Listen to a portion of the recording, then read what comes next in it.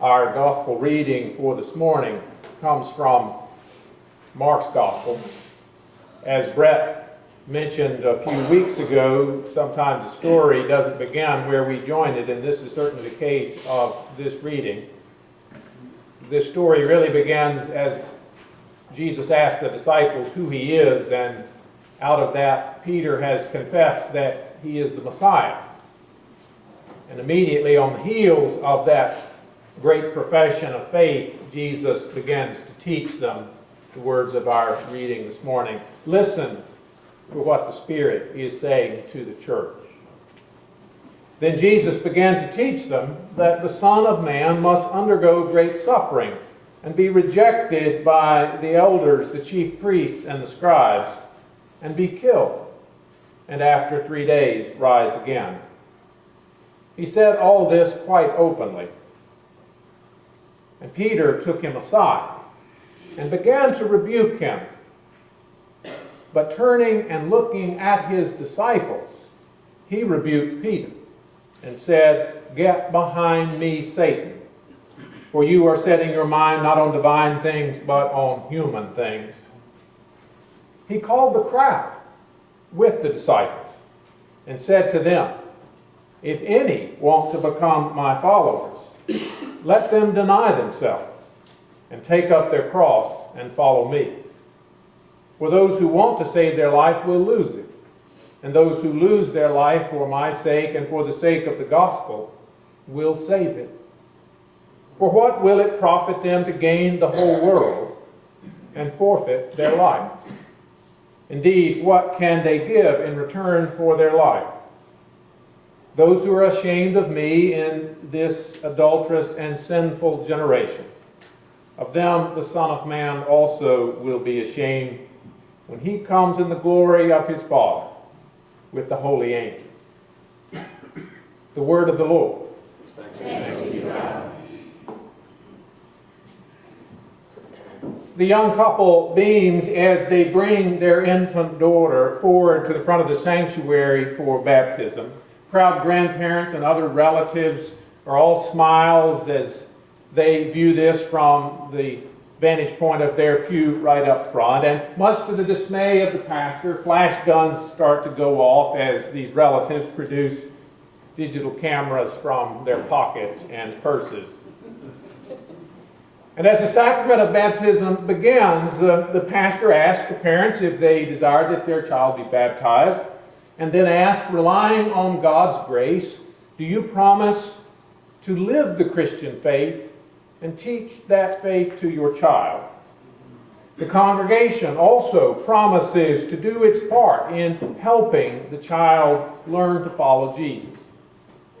Next, the parents and the grandparents and the entire congregation once more reclaim their own faith as they say that Jesus is their Lord and Savior, as they promise to be his faithful disciple, as they join together in professing their faith with the Apostles' Creed. And finally, the pastor takes the young girl and baptizes her as the flashes once more go off from the grandparents' pew. And as the service comes to an end, it is a joyful and festive feeling. People, the members, come up to the parents, and people are all smiles as they admire the beautiful young baby. The baptism of a child is one of those wonderful events in the life of a congregation that most everyone enjoys. There's, of course, with children, the cute factor. If there are a lot of family members who are in attendance, it often helps the attendance for that particular Sunday. And the baptisms of young children often make longtime members feel good. Feel good to know that children are being brought into that congregation. But I've never really been sure that people appreciate what is going on.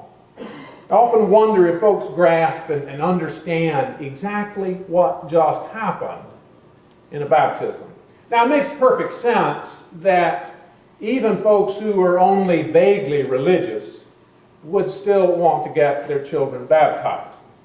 If you have some sort of Christian faith, well, it makes sense that you would want to associate a child with with that faith, with Jesus in some way. Surely there's some benefit to naming the child as somehow belonging to God and to Jesus.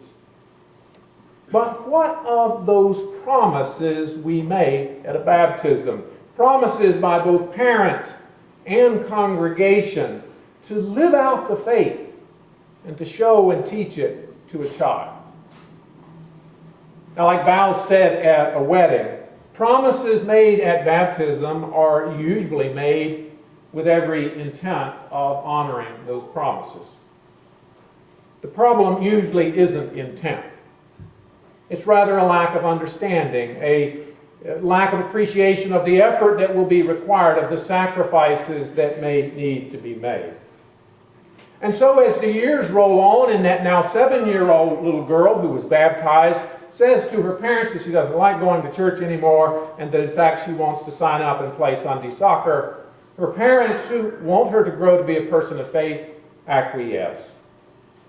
And in congregations, members who want the young children there to learn the faith are also busy people with hectic lives, and well, they just don't have time to teach Sunday school or to work with the children or work with the youth.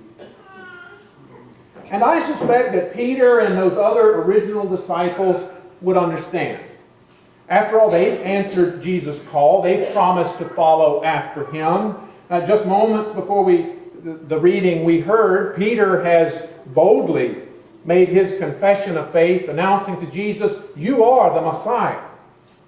Like parents and members at a baptism, he has proudly proclaimed his faith, his belief that Jesus is God's anointed one.